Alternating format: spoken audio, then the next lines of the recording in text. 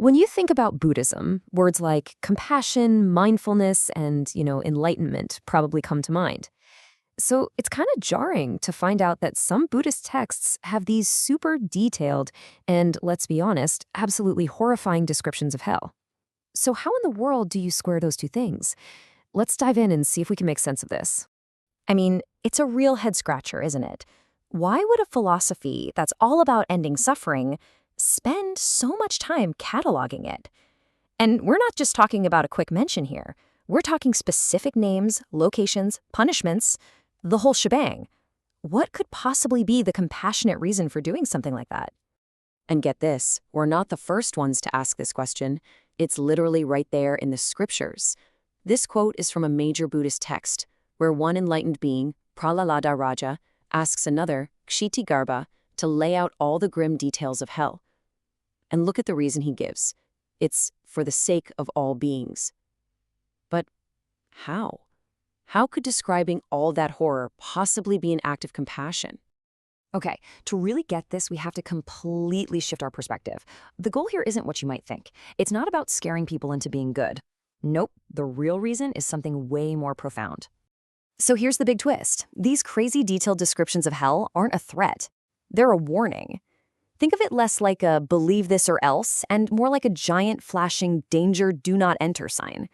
It's a map of a really dangerous place that you're being urged to avoid at all costs. And when you see it that way, everything changes. This warning is the act of compassion. It's a roadmap that shows you exactly what happens when you take certain actions. It's a crystal clear guide to the law of cause and effect. It's basically a compassionate friend pointing down a dark, scary path and just begging you, please don't go this way. And this is where it gets really interesting. This whole idea gets even deeper when you look at where hell is supposed to be.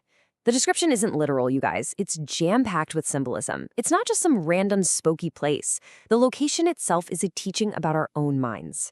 So the texts say hell is inside the Iron Fortress Mountains, a place so deep, so vast that there's no light from the sun or moon. Ever.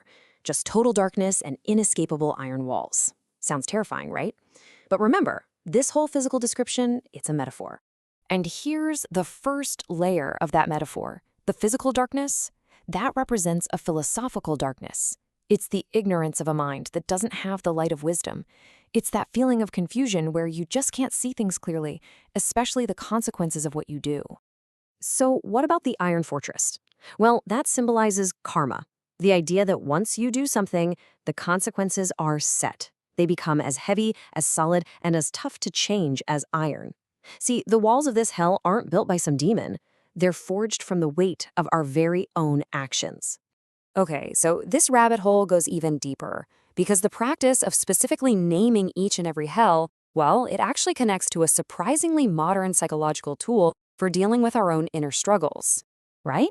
Why not just say, hey, there are lots of hells and they're all bad? Why go to all the trouble of naming them, like the hell of crushing or the hell of perpetual wailing? Well, there's some really deep wisdom behind this. You know what's wild? Modern psychology has a name for this exact thing. It's called labeling. Research shows that just putting a name to a tough emotion, actually saying this is anxiety or this is grief, can immediately reduce its hold on you. It's the first step to getting a handle on it. This ancient text was way ahead of its time. So here's how it works. First, you name the specific kind of suffering. When you do that, you objectify it. You take it from this huge, overwhelming feeling inside you and turn it into a thing, something you can actually look at. And once you can see it for what it is, that's when you can start to understand it and eventually heal from it. Okay, so let's recap. We've got a compassionate warning, we've got all this rich symbolism, and we even have this ancient psychological technique. And it's all building up to the final and most important reveal about what hell really is. After all this, where is this Iron Fortress? Is it some physical place we might end up after we die? Or is it something else entirely?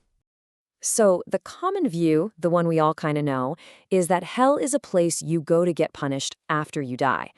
But the deeper Buddhist insight completely turns that idea on its head. Hell isn't a place you go to. It's a state of mind that you create, right here, right now. And that, right there, is the ultimate takeaway. Hell is that internal experience of being totally trapped by overwhelming anger or jealousy or greed. It's the iron fortress of our own negative thoughts. The ancient texts weren't mapping out some other dimension. They were giving us a perfect metaphor for the absolute peak of human suffering. And that just leaves us with one last, really empowering thought. If our own minds are powerful enough to build these incredibly detailed, painful hells, then what does that say about our power to create the exact opposite? If we are the architects of our own hell, well, then we have to be the architects of our own heaven too. The only question left is, what are you building today?